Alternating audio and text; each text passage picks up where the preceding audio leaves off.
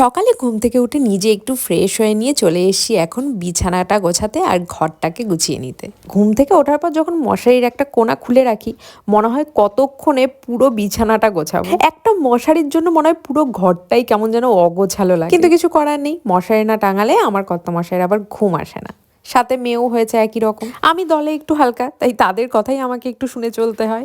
আর এই ঘরে শোয়ার খুব একটা অভ্যাস নেই, দেখবে এক ঘরের থেকে আরেক ঘরে শুতে আসলে ঠিকঠাক করে ঘুম হয় না, তারপর যদি মশারিটাও না টাঙাই তাহলে তো আরোই ঘুম হবে না তাদের। এক ঘর থেকে আরেক ঘর বলছি কারণ আমি যে ঘরে থাকি সেই ঘরটা এখন সাজানো গোছানোর পালা চলছে, তাই আমরা এখন নিচের ঘরে এসে আছি। মানে এই ঘরে বেশিরভাগ ফাঁকাই থাকে, ওই আত্মীয় স্বজন মানে কুটুম্বাটুম মেলে এই ঘরেই বেশি থাকে। তো যে কদিন আর কি ওপরের ঘরে কাজ চলছে আমার, সে কদিন আপাতত এই ঘরেই আমাকে এখন থাকতে হবে। তবে দুদিন থাকতে থাকতে এখন অভ্যাস হয়ে গেছে, এখন এই ঘরটাতেই থাকতে বেশি ভালো লাগে। বিশেষ করে আমার মেয়ে তো প্রচন্ড বেশি পছন্দ করে এই ঘরে সময় কাটাতে, কিন্তু এই ঘরটায় ওকে খুব কমই আনি কারণ এই ঘরটা প্রচন্ড ঠান্ডা, মানে একদম নিচের তালার ঘর তো, মানে এতটা ঠান্ডা, তার উপর শীতকাল দেখতেই পাচ্ছ, যার জন্য রুম হিটার নিয়ে রাত্রিবেলা শুতে হয়।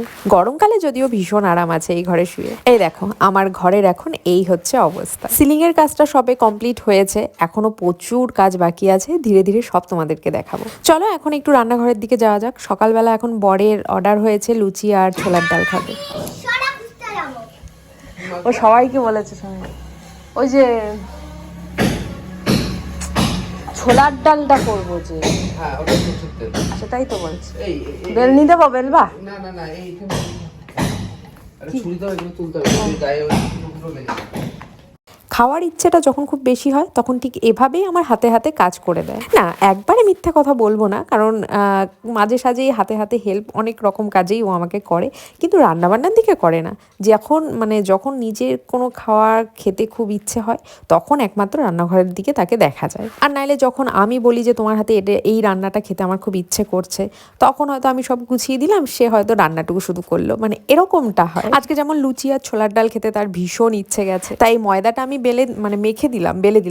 ময়দাটা আমি মেখে দিলাম আর সে একদম লেচি টেচি কেটে বেলতে বসেছিল, কিন্তু ঠিকঠাক লুচি গোল হচ্ছিল না, তাই কয়েকটা বেলেই মায়ের হাতে ধরিয়ে দিয়ে চলে গেছে রুটি বেলনা। আসলে লুচি বেলাটা সত্যি একটু টাফ, আমার তো মনে হয় এর থেকে রুটি করাটা অনেক সহজ। লুচিটা যে আমিও খুব ঠিকঠাক বেলতে পারি তা নয়, তবে পারি, মানে চলে, কিন্তু ঠিক মানে একদম সুন্দর যে গোল সেটা হয় না। ছোলার ডালটা ওদিকে হয়ে গেছে, ওই আদা জিরে একটু মশলা কষিয়ে আর কি আমার রান্না করতে হয় ছোলার ডালটা, ফোড়নে শুধু চলে না, তাই ছোলার ডালটা রান্না করার পর এখন গরম গরম লুচিটা করে নিচ্ছি। লুচি তেলে দেওয়ার পর না একটা টেনশন হয় যে ইস লুচিগুলো ফুলবে তো, আমার কিন্তু মারাত্মক এই টেনশনটা হয়, কিন্তু যখন লুচি ফোলে তখন আনন্দটাও ডবল হয়, আবার যখন না ফোলে তখন খুব মনটা খারাপ হয়। ঠিক পিঠে করলে যেরকম হয়, পিঠে ভালো হলে খুশি আর পিঠে খারাপ হলে একদম মনটা খারাপ হয়ে যায়, ঠিক আমারও ওরকম লুচি করার সময় হয়। সকালে লুচি আর ছোলার ডাল সবাই মিলে সকালের খাওয়া দাওয়া জমিয়ে করলাম। এবার একটু মেয়ে মিলে মাথায় তেল দেবো। মাথায় তেল দেওয়াটা একদমই হয় না, এখন তো আর গরমকাল নয়, গরমকালে কি করতাম রাত্রিবেলা মাথায় তেল দিয়ে রাখতাম, সকালবেলা শ্যাম্পু করে নিতাম,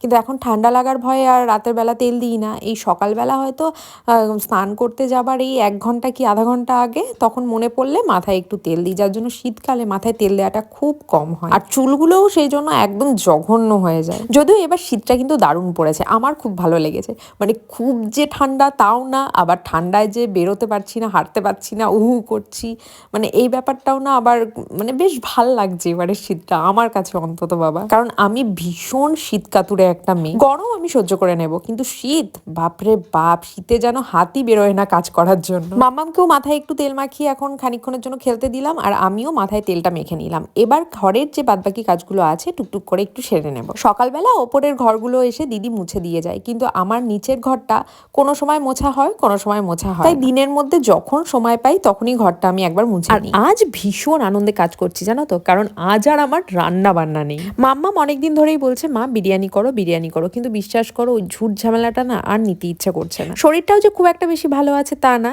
আছি মোটামুটি, কিন্তু তাই ওই ঝুট ঝামেলা আর বিরিয়ানি করা তো একটা মারাত্মক ঝামেলা, পেঁয়াজ ভাজো মাংস এই করো ও করো, তো সেই জন্য সন্দীপকে বলেছিলাম তুমি আজকে একটু বাইরে থেকেই খাবার নিয়ে এসো। বেলা হয়ে গেছে, স্নানটা সেরে নিয়েছি, প্রায় 2টো মতন বাজে। সন্দীপ ওদিকে স্নান দান করে বেরিয়ে গেছে বিরিয়ানি আনতে। এখনকার সময় রোদটা গায়ে নেওয়া যাচ্ছে না, কিন্তু এই স্নান করে ওঠার পর রোদটা বেশ ভালো লাগে, তাই একটু নিচে আসলাম রোদ পোয়াতে। যদিও খানিকক্ষণ থাকার পর মনে হচ্ছে এবার ছাওয়ায় গিয়ে দাঁড়াই, এত কড়া রোদ উঠেছে। আর এই দেখো ইনি হচ্ছেন আমাদের পাড়ার সুন্দরী দিদা। বয়স কিন্তু কম না, কিন্তু এখনো নিজের হাতে ঠাকুরকে রান্না করে ভোগ না খাইয়ে তিনি খান না। দিদার পাশে বসে দিদার সাথে গল্প করছিলাম, আর একটু ওই আর কি দিদা ঠাকুমাদের সাথে যে খুনসুটিগুলো চলে সেই গল্পগুলোই হচ্ছিল। এদিকে আরেকজন কখন গেছে, এখনো কেন আসার নাম নিচ্ছে না কে জানে। দোকানে কি প্রচন্ড ভিড় ছিল?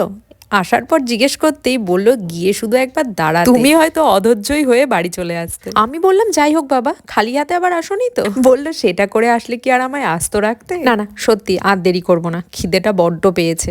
ওদিকে বিরিয়ানি খাবে বলে আমার মেয়েটাও এখনো পর্যন্ত কিছু না খেয়ে বসে আছে। থালা গ্লাস বাটি যা যা লাগবে সব নিয়ে চললাম এখন ওপরে। শীত পড়লে আমরা নিচে আর কেউ খাই না, সব খাবার নিয়ে ওপরেই চলে আসি। শীতের রোদে ছাদে বসে খাওয়ার একটা আমেজই আলাদা। আমরা বিরিয়ানির ভক্ত হলেও মা বাবা কিন্তু একদমই বিরিয়ানির ভক্ত নয়, তাই মা আলাদা করে পাবদা মাছের ঝোল রান্না করে নিয়েছে। মা কিন্তু আগে আমাদের সাথে এই খাবারগুলো বসে খেতে ভালোবাসে, কিন্তু এখন বলে আমার এগুলোতে না গন্ধ লাগে, ভালো লাগে না, তাই আর জোর করি না। তবে খিদে পেটে বিরিয়ানিটা বেশ ভালোই লাগছিল।